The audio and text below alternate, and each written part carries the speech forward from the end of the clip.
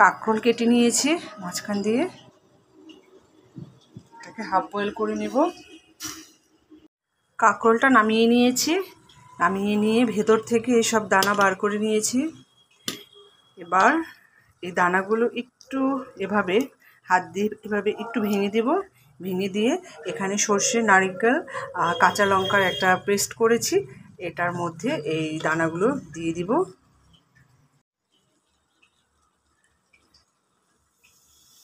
এবার কাঁকরোলগুলো সব রেডি করে নেব।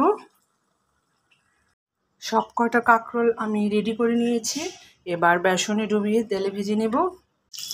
এই তো দেখো পুরগুলো হচ্ছে, কি সুন্দর করে পুরগুলো হচ্ছে দেখো।